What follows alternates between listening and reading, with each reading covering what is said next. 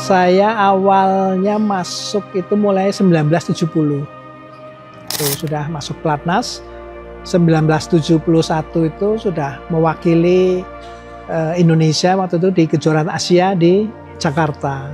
Ya prinsip saya sih kalau di main ganda maupun ganda putra dan campuran ya mix double itu apa ya? Saya mengistilahkan itu lebih banyak melayani ya. Melayani, jadi lebih banyak kalah untuk menang gitu. Atlet-atlet kita tuh harus punya wibawa ya. Itu penting banget lah. Aura wibawa masuk lapangan itu luar biasa penting. Karena akan meningkatkan faktor kepercayaan diri ya.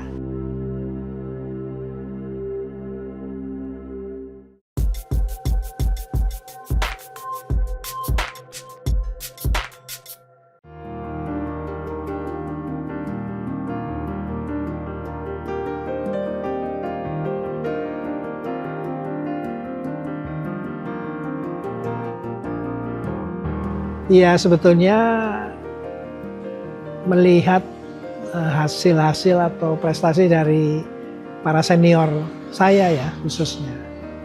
Mungkin Farah juga pasti ingat lah nama-nama legend kita senior, Pak Tan Yuho, Pak Ferry Sonville, Pak Lipo Jan, Pak Nyok Kimbi, Pak Edi Yusuf, banyak lagi lah. Nah dari berita-berita waktu itu masih lewat berita tulisan itu luar biasa banget prestasinya. Bahkan Pak Tan Yuho itu kan menjadi putra Indonesia pertama yang meraih juara single putra di All England. Kalau nggak salah tahun berapa, 58 atau tahun berapa itu. Nah dari situ adalah terpikir, termotivasi untuk waduh ternyata olahraga bulu tangkis itu bisa menjadi satu cabang olahraga yang prestasinya mencapai internasional ya, tidak kalah bersaing dengan cabang-cabang lain yang dipertandingkan di luar negeri. Jadi mulai dari situ, mulai tertarik lah untuk menekuni bulu tangkis. Kan pasti kan Patrick ikut klub ya, klub Iya. kejuaraan. Iya.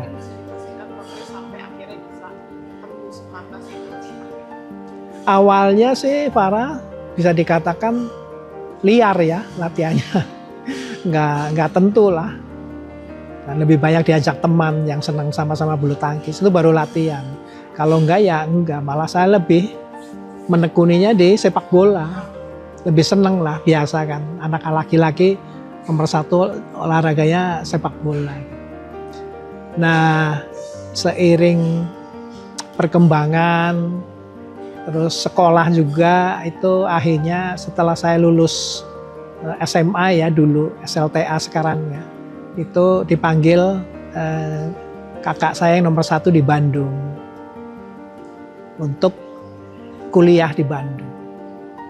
Nah dari saat itulah mulai latihannya bisa teratur. Klub pertama saya itu adalah PB Mutiara yang sampai sekarang masih ada. Itulah awalnya karir saya, latihan teratur, ada pelatih, ya fasilitas bagus itu mulai lebih fokus lah. Saya awalnya masuk itu mulai 1970. Sudah masuk pelatnas. 1971 itu sudah mewakili Indonesia waktu itu di kejuaraan Asia di Jakarta. Waktu itu ada tim dan perseorangan. Timnya waktu itu hanya 2 single dan 1 double. Ya. Single 2 diwakili oleh tunggal-tunggal putra terbaik kita waktu itu saudara Rudi Hartono dan saudara Mulyadi. Doublenya saya sama Ade Sandra. Gitu. Tadi aku baca di artikel Kompas yang dulu-dulu tuh, katanya dulu kan Kompas mainnya single ya awalnya. Sebetulnya sih double dulu ya, dan main single itu lebih kepada apa ya, maksudnya latihan untuk memperkuat main double-nya, nggak secara khusus main single. Iya, enggak. Jadi pas masuk pelatnas memang sudah bermain Langsung main di ganda putra sama-sama Ade Oh, Chandra. langsung sama Om Ade ya? Iya, sama-sama Ade Chandra. Itu boleh diceritain nggak kalau waktu dipasangkan sama Om Ade nggak mungkin itunya itu seperti apa gitu? Maksudnya kan jadi satu roommate ya? Iya. Bisa seperti apa gitu? Ya prinsip saya sih kalau di main ganda maupun ganda putra dan campuran ya mix double itu apa ya, saya mengistilahkan itu lebih banyak melayani ya, melayani, jadi lebih banyak kalah untuk menang gitu. Maksudnya setiap kali mau masuk lapangan pertandingan itu saya selalu menawarkan kepada partner. Misalnya sama Ade Chandra ya saya sampaikan, Dek nanti mau main seperti apa supaya kamu nyaman gitu. Demikian juga di ganda campuran ya sama Imelda misalnya, ayo Em, kamu di depan apa, kepengin saya di belakang seperti apa gitu, supaya kamu di depannya nyaman gitu. Jadi lebih mendengar partner Farah tinimbang saya yang kamu harus gini ya, kamu harus gitu ya, menyesuaikan. Iya, saya pernah partner King, Lim Swee King dengan Icuk Sugiarto juga, dua karakter yang sangat bertolak belakang gitu ya. Di King di Piala Thomas, si Icuk di Asian Games waktu itu. Jadi saya selalu menawarkan itu, ayo King, kamu nyaman di belakang, saya harus seperti apa. Demikian juga dengan Icuk gitu, kan beda sekali permainannya itu. Jadi oke Cuk, bilang aja kamu enak, biar enak, kamu mau main seperti apa, saya yang menyesuaikan tadi. Jadi prinsip di ganda sebetulnya itu saja sih rumusnya. Boleh diceritain lagi nggak momen-momen paling itu seperti apa ketika disuruh main di All England? Dari hasil di 1971 itu Farah, karena hasil yang bagus ya, saya sama Ade juga menjuarai waktu itu di ganda putranya dan campurannya bersama dengan senior saya Mbak Retno Kustiah waktu itu. Akhirnya dapat kesempatan dikirim ke All England 1972. Sebetulnya malah itu nggak ada pressure, karena apa ya, bukan unggulan sama sekali, istilahnya itu nggak dilihat orang lah. Jadi waktu itu kan ganda pertama Indonesia yang main di All England. Jadi ya dianggap remeh lah gitu, nggak diunggulkan ya, nggak, istilahnya waktu itu kan masih eranya Saudara Rudi Hartono ya, lagi jaya-jayanya. Jadi yang dilihat tuh sektor tunggalnya. Di ganda putra saya sama Ade ini apa ya, orang bilang itu ini siapa gitu. Jadi mulai dari 64 ya, menang ke 32, menang lagi ke 16 ya. Nah mulai di 8 itu orang baru mulai lihat tuh Farah, wah kok ada satu nih ganda putra Indonesia nyelip ini 18. Terus sampai semifinal, wah lebih-lebih lagi tuh sudah ya. Dari semifinal itu kalau nggak salah sih 3 dari luar ya, Asianya nggak ada. Nah, itu akhirnya masuk final ya, apalagi itu kan tradisi di All England dulu masih main di Wembley Stadium ya. Itu waduh luar biasa banget Pak. Maksudnya tuh tempat penonton, audiens itu gelap. Kita pemainnya disorot tuh pakai lampu bulat tuh. Kayak bintang film aja di jalan gitu. Keren banget gitu. Kita begitu masuk aja udah waduh, kayak auranya beda banget. Waktu itu kalau nggak salah lawannya dari Inggris, tuan rumah. Mike Tredget dengan Ray Stephen kalau nggak salah. Ya itu tadinya kayak semboyan apa ya, itu apa bahasa asingnya tuh, Veni Vidi Vici ya, gitu itu. Apa terjemahnya apa itu waktu itu, apa ya namanya Farah? Datang, bertanding dan menang gitu. Nah, tadi kan Profes bilang tidak ada pressure karena kan Anda sudah kayak istilahnya. Iya. Tapi ketika udah berhasil masuk final, apakah masih merasa bebas sampai lepas tanpa pressure atau Oh ya bebas saja Farah, sama sekali karena ya dari awal kan nggak diunggulkan. Justru pasangan Inggris itu kan main di tuan rumah ya, dan mereka lebih sering main di All England. Jadi ya kita nyaman-nyaman aja main di final itu. Nah tahun 73 sebagai juara bertahan udah beda tuh Farah. Dari awal juga udah ada pressure karena bisa nggak nih mengulangi. diceritakan gak latar belakang akhirnya Fokus bisa tampil di Olimpiade Munchen. Ya. Apakah salah satunya karena kemenangan di Olimpiade itu? Iya betul, Farah. Jadi waktu itu memang ada dari waktu itu namanya apa IBF ya, International Badminton Federation sebelum BWF itu ingin cabang bulu tangkis itu masuk sebagai cabang Olimpiade. Jadi 8 ganda putra terbaik waktu itu diundang eksibisi di Olimpiade Munchen. Nah, salah satunya saya dengan Ade itu karena dengan gelar di juara di All England 72 itu. Waktu ngobrol sama Om Ade kan katanya berangkat tanpa kontingen besar kayak zaman sekarang gitu ya. Simple banget ya Farah. Dulu istilahnya yang mendampingi kita itu hanya tim manajer yang istilahnya ngurusin semuanya dari paspor, hotel, pertandingan gitu. Hanya satu tim manajer aja. Waktu itu nggak ada pelatih. Oh waktu dengan Munchen masih dengan kontingen, tapi nggak terlalu besar. Saya lupa berapa banyak ya, tapi salah satunya petinju ada, dari cabang tinju ada gitu. Waktu itu nggak salah Ferry Moniaga ya ikut juga di Olimpiade. Bulu tangkis saya Ade, Rudi Hartono, sama satu manajer. Dari dulu ya kita turnamen-turnamen atau kejuaraan resmi nggak ada pelatih. Sama. Pelatihnya kita diri sendiri aja.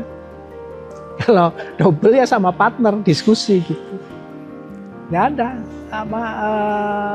efisien banget lah. Nah itu istilahnya sekarang tuh ada yang istilah bagus Farah. Tim atau rombongan mini hasilnya maksi. Gitu. Iya rombongannya kecil banget. Iya single paling 2, double 2. Nah waktu di Munchen itu kan ada bulan September. Benar Farah. Boleh diceritakan juga nggak Fokus dari ceritanya Fokus itu waktu kejadian itu Fokus sedang di mana atau mungkin lagi pertandingan saat itu? Sebetulnya yang kalau nggak salah ingat karena ini kejadian sudah berapa artinya 52 tahun ya. Itu sih kita nggak mendengar apa-apa Farah. Karena kayaknya kejadiannya itu subuh. Nah yang memang kita baru tahu bahwa kita begitu dekat dengan peristiwa itu karena di Munchen itu atlet village kita, penginapan kita itu di Munchen itu sesuai dengan jadwal abjad. Jadi kita kan Indonesia itu INA, nah kan sama dengan Israel gitu. Jadi nggak begitu jauh, hanya bedanya yang saya ingat itu apartemen tempat atlet Israel itu di kerangkeng, dipagerin, khusus sendiri gitu. Jadi sebetulnya sudah dijaga ketat gitu. Kalau atlet-atlet lain atau kontingen lain kan biasa terbuka gitu. Mereka enggak ada satu seperti pagar kawat gitu. Itu sebelum bertanding. Tapi sesudah itu jadi waduh sudah luar biasa ya. Keluar dibuka semua tasnya apalagi masuk ke dalam. Dari yang biasanya hanya lewat seperti di bandara ya. Sekarang enggak, udah sebelum masuk itu alat pendeteksi aja buka semua. Udah itu masuk lagi pakai pendeteksi itu. Dulu ketat sekali. Dari maksudnya pemerintah Indonesia mempertanyakan kondisi teman-teman di sana. Oh iya, kita selalu kontak atau konsultasi dengan KBRI di sana. Kan ada istilahnya ya staf khusus ya dari duta besar itu untuk mengawal kita. Iya, jadi ya kita tetap sih merasa tetap aman lah.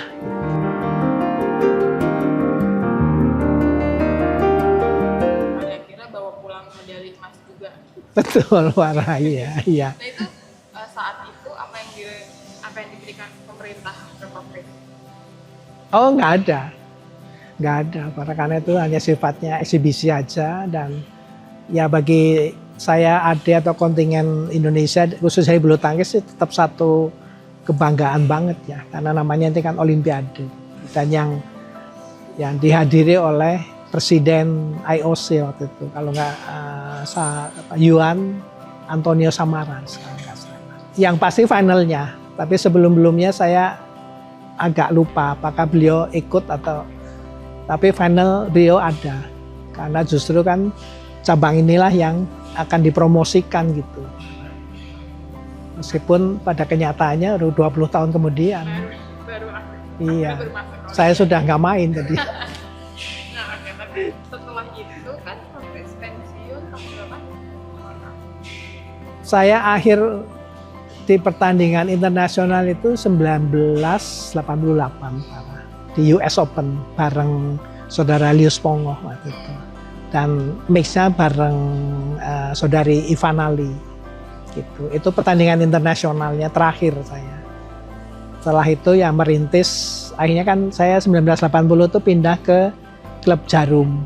Iya. Nah mulai setelah retire itu mulai merintis belajar kepelatihan. Menjelang Olimpiade 92 itu. Nah, katanya Ricky itu awalnya pasangan sama Richard. Iya betul. Tapi sama Kopres dipecah, digabung sama Kopresnya gitu kan. Iya. Nah itu kalau boleh tahu Kopres disumpahin apa sih? Olimpiade 92 itu sebagai satu persiapan ke 96. Jadi saya belum mentargetkan sesuatu yang muluk-muluk untuk Ricky Rexi.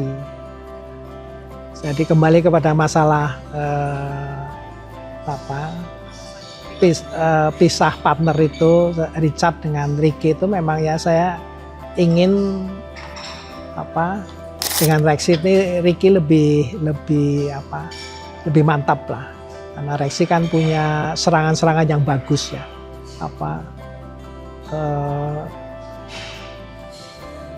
semesanya keras ya. Jadi saya pikir Rexi lebih cocok buat Ricky. Jadi 92 itu masih saya hanya persiapan untuk persiapan ke Atalantanya. Waktu itu sampai ke 8 besar kalau nggak salah Ricky Rexi. 92 ya. Oh pasti kalau setiap pelatih itu sebaiknya kan harus punya di samping menguasai teknik ya tahu juga fisik tapi lebih pada mestinya harus punya insting dan feeling gitu. Nah itu yang nggak bisa dipelajarin sebetulnya. Yang pasti ya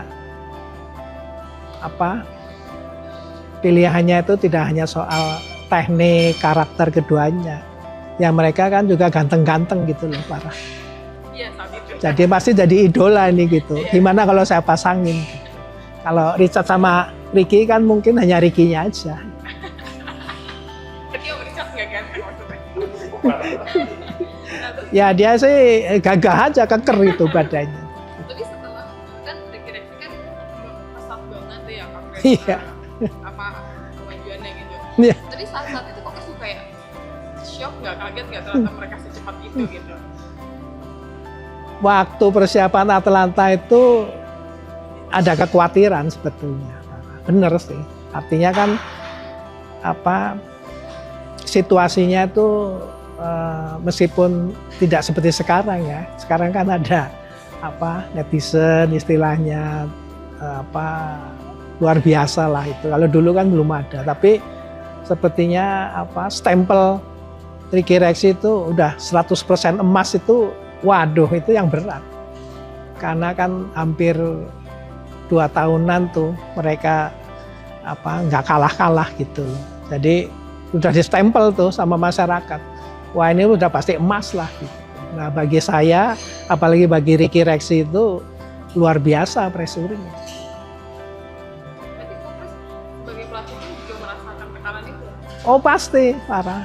Pasti meskipun ya saya berusaha nutupin ya. Nah kalau pelatihnya panik apalagi atletnya kan tambah panik gitu. Jadi ya saya nutupin aja gitu ya. Saya bilang suatu wajar lah, sesuatu yang wajar Ricky Rexy. Kamu kan lihat prestasi kalian begitu ya, itu sudah satu konsekuensi buat kalian. Jadi nggak perlu terlalu berat mikir-mikirin itu, jalan aja udah. Kemenangan medali emas 96 Ricky Rexy itu saya bilang itu saya pinjam istilahnya, istilahnya Maradona itu ini tangan Tuhan lah. Untuk logika manusia itu udah nggak masuk. Lihat permainan mereka itu dengan lawan yang sama ya, Cha Song-kit dengan Yap Kim Hok itu yang sudah berkali-kali dikalahkan oleh mereka. Tapi waktu final terbalik. Karena mereka main kan nothing tulus saja, itu sepertinya malah Ricky Rexy-nya yang permainannya di bawah mereka. Jadi waktu rubber set itu pun saya sudah bukan memberikan satu masukan secara teknis, karena ini sebetulnya betul-betul masalah non teknisnya. Karena memang sudah secara teknis sudah istilahnya underform banget lah. Nggak seperti biasanya. Biasa mereka menang dan sudah berkali-kali lawannya sama itu. Kita berharap ya saat sekarang ini ya resepnya mudah tapi tidak mudah dijalankan, Farah. Resepnya latihan keras, banyak berdoa, banyak berbuat baik sama orang. Terus berikutnya semoga diberi keberuntungan, yang paling akhir ada keajaiban. Memang sih dalam latihan tuh saya sering menyampaikan hal-hal seperti itu, karena dia sering menang kan, Ricky Rexy menang-menang. Kalau latihan kan kelihatannya biasa aja. Jadi saya sering menyampaikan tuh, meskipun secara guyon ya, tapi sebenarnya ada unsur-unsur serius itu. Saya bilang, kalian Ricky Rexy main begini kok bisa juara, itu saya heran. Nah itu kalau Ricky nanggepinnya adem-adem aja ya gitu. Tapi kalau Rexy kan lebih emosional ya, itu saya tahu tuh pikirannya dia itu ya marah gitu. Asem udah juara-juara gini dibilang, masa permainan gini kamu bisa juara sih. Terus punya kesulitan nggak sih maksudnya melatih Ricky Rexy? Kan kayaknya kalau Ricky Rexy di luar lapangan itu nggak terlalu dekat gitu. Betul. Sebetulnya cukup banyak ya pasangan-pasangan yang berbeda karakter dan katakanlah masing-masing itu memang mungkin tidak begitu di luar lapangan ya, tidak begitu harus bareng apa. Saya ingat banget seperti rekan saya dan sekaligus pesaing berat saya kayak almarhum Yohan Wahyudi dengan Chun Chun ya. Itu kalau di luar itu debat terus apapun tuh. Itu saya tahu banget lah, karena kan berkali-kali atau sering banget kita hanya berangkat 2 pasang itu, Ade dan saya, Johan dan Chun Chun, jadi selalu ngumpul di kamar bareng. Itu mereka ribut terus tuh, termasuk udah juara, udah menang kayak Johan Chun Chun tuh juga masih saling ngejek gitu. Apa kamu defend begitu aja mati, servis apa gitu, padahal udah juara itu. Tapi di lapangan luar biasa mereka kerjasama, kekompakannya ya. Nah demikian juga Ricky Rexy, jadi ya saya tetap membiarkan. Jadi kalau Rexy lebih senang di kamar baca apa, kalau Ricky wah kemana-mana itu. Jadi memang hobinya lain banget, tapi ya saya coba memadukan dua karakter yang ini menjadi satu paket yang bagus lah. Jadi kalau pesilat Kopingho itu ini si Ricky itu alirannya Im, Rex itu yang panas dan dingin. Jadinya klop. Terus kalau misalkan Chris waktu lagi main terus udah masuk Olimpiade bulu tangkis gitu, bisa juara nggak kira-kira? Chris sama Om Adi. Oh, iya, lawan-lawannya tentu beda ya. Kalau eranya gitu, jadi permainannya juga sekarang berbeda ya, dengan sistem poin yang sangat berbeda. Sehingga rally point itu, jadi saya melihat permainan kita dulu dengan poin yang lama itu sangat apa ya, istilahnya dalam quote and quote-nya itu santai gitu. Karena apa? Karena kalau saya serve nggak dapat poin masih ada Ade. Ada yang nggak dapat poin baru pindah bola, ya kan? Jadi kalau dibanding sekarang itu, aduh, istilahnya dulu lebih santai kayaknya gitu. Iya, sekarang kita bayangin Farah kalau 20-19, kita yang 19 itu malah kemungkinan kalah. Gitu. Dari serve aja udah, wah gimana nih bisa 20 sama atau lawan kan tinggal 1 poin gitu. Jadi dulu sepertinya ya menikmati saja lebih. Dia bilang katanya ini juga mempertanyakan. Ya, ya. Kedua-duanya sih sebetulnya itu pernah ya paling tidak mempertanyakan. Kalau Ricky itu kan dulu pernah dia all round sih, dia main single juga bisa, ganda campuran bisa, terus double putra juga bisa. Tapi saya menyampaikan singkat saja, Rick, saya bilang untuk tipe kamu untuk ke single, ke mix itu agak berat. Karena Ricky kan sebenarnya semesannya atau serangannya nggak begitu keras ya untuk menjadi satu modal prestasi yang bagus lah. Tapi ngincernya sebetulnya bagus Ricky gitu. Tapi dengan tipe seperti itu bersaing di tunggal maupun di campuran agak berat gitu. Jadi lebih baik kamu fokus ke ganda putra aja. Nah Rexy beda lagi. Dia dulu juara single DKI itu, single putra. Saya lihat tuh mainnya, juara dia single putra DKI. Saya lupa tahunnya. Tapi setelah selesai itu saya datengin. Eki, lihat tipe main kamu tuh udah bagus, cepat, keras. Tapi mungkin kamu lebih pikirkan ke sektor ganda putra aja. Nanti saya carikan partner yang bagus. Gitu. Nah, dia bilang ya kasih waktu saya berpikirlah kok Chris. Akhirnya dia datang dan bilang, oke, kok Chris saya mau main di ganda putra. Satu syaratnya, tuh, saya langsung panggil masuk pelatnas. Nggak pakai embel-embel lain, mau seleksi, mau apa, nggak. Kalau itu saya nggak mau. Gitu. Itu sih. Gitu. Akhirnya, oke, saya nanti bilang ke Binpres untuk kamu langsung masuk pelatnas. Kekhususan sendiri gitu. Akhirnya ya itu, kedua-duanya mau.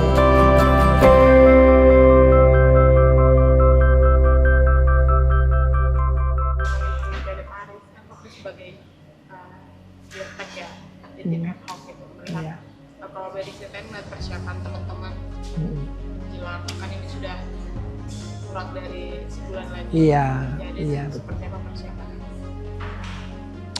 Kalau di sisi teknik ya pernah saya sampaikan di sini, artinya apa ya, simple saja kesalahan-kesalahan yang waktu-waktu yang lalu yang sering dibuat itu coba dikurangin lah. Ya artinya kalau kita misalnya di ganda atau faktor servis kan penting banget. Kalau yang sebelum-belumnya mungkin prosentasi salah servis, apakah itu nanggung, nyangkut out itu ya misalnya masih tinggi prosentasenya ya, coba dikurangin lah. Katakanlah yang mudahnya misalnya seorang atlet ganda servis 10 kali, ya jangan 50% salah gitu. Paling tidak mesti 80% yang bagus gitu, dikurangin. Gitu. Karena kalau sudah tetap tidak ada perubahan, apalagi dengan kelas olimpiade itu akan sangat berat ya, akan sangat berat. Jadi termasuk misalnya defense. Nah, defense yang bagus itu ya yang bagusnya itu dinaikkan persentasenya. Jangan diulangi hal-hal yang sudah menjadi titik lemah gitulah. Nah, itu yang selalu saya sampaikan pada pelatih, masalah-masalah teknis di situ karena sangat vital banget lah, khususnya servis ya. Itu kan servis itu boleh dikatakan harus menjadi satu serangan buat lawan. Meskipun namanya servis ya, tapi servis yang bagus itu sudah serangan buat lawan. Paling tidak kalau servis kita bagus, barangkali 50% poin buat kita. Tapi kalau servis kita nggak bagus, 60% buat lawan. Kalau saya lihat dari program latihan yang diberikan para pelatih tenis sih, ya mengarah ke situ ya. Ada banyak perbaikan yang sudah dilakukan dan adalah hasilnya kenyataannya. Nah, kan saya pernah bilang bagaimana mengimplementasikan, menjabarkan latihan-latihan yang sudah bagus itu, servis yang sudah diperbaiki, defense yang sudah bagus itu bisa nggak dilakukan nanti. Gitu. Saya nggak minta jawaban saat ini, tapi para pelatih harus punya satu target atau patokan latihan yang diberikan plus simulasi-simulasi yang diberikan sampai saat ini itu bisa memberikan atau prosentase mendapat medalinya itu sampai mana gitu. Nah, medali itu kan ada 3 warna ya, emas, perak, perunggu. Nah, itu tadi saya mengulangi, nggak perlu dijawab sekarang para pelatih, tapi kalianlah yang merasakan. Wah, dengan latihan seperti ini, performa atlet saya seperti ini, persentase meraih medali yang dari bawah, maksudnya dari perunggu itu sudah berapa persen? Dan kalianlah yang bisa menjawab. Tapi saya minta setelah itu bisa nggak dinaikkan menjadi yang lebih baik, perak. Ya, tapi jangan berhenti di situ. Lebih maksimal lagi sampai dengan emasnya gitu. Nah, pelatihlah yang punya jawaban masing-masing para gitu. Saya hanya menyampaikan hal seperti itu. Latihan fisik lah, teknis, termasuk dukungan dari tim ad hoc itu. Nah, membuat kalian pelatih dan atletnya berkomunikasi, berdiskusi. Nah, dengan latihan sampai saat ini sebelum hari hanya itu sudah berapa persen ini untuk bisa dapat medali dan medali apa? Itu yang saya sampaikan. Harapan Coach untuk teman-teman yang sedang melakukan Olimpiade, bisa disampaikan. Nomor 1 saya bilang sih atlet-atlet kita tuh harus punya wibawa ya. Itu penting banget lah. Aura wibawa masuk lapangan itu luar biasa penting. Karena akan meningkatkan faktor kepercayaan diri ya. Jadi ini yang harus lebih dimaksimalkan. Jadi jangan kalah wibawa sama lawan-lawan kita. Ya, jadi segala sesuatu yang sudah diberikan pelatih gitu kalau nggak ditampilkan dengan bekal kewibawaan itu ya percuma saja. Jadi kalau kita lihat kan pemain-pemain legenda kita ya contohnya seorang Rudy Hartono, Susi, ya Taufik Hidayat masuk ke lapangan tuh lawan sudah seperti keder gitu. Waduh, saya harus seperti apa ini ya. Saya termasuk kalau era sekarang kan kita ingat The Minion ya. Biarpun mungil gitu masuk lapangan kan kayak mau nerkam lawan aja. Nah itu seperti itu. harus itu lawan tuh udah goyah gitu. Iya, itu contohnya Minion gitu. Ya, nah bekalnya itu harus punya wibawa, tunjukkan ya. Atlet-atlet Indonesia itu punya karakter wibawa seperti itu. Anak-anak ini memang Olimpiade ini lain dari yang lainnya, khususnya ya masalah-masalah psikis yang harus benar-benar bagus gitu.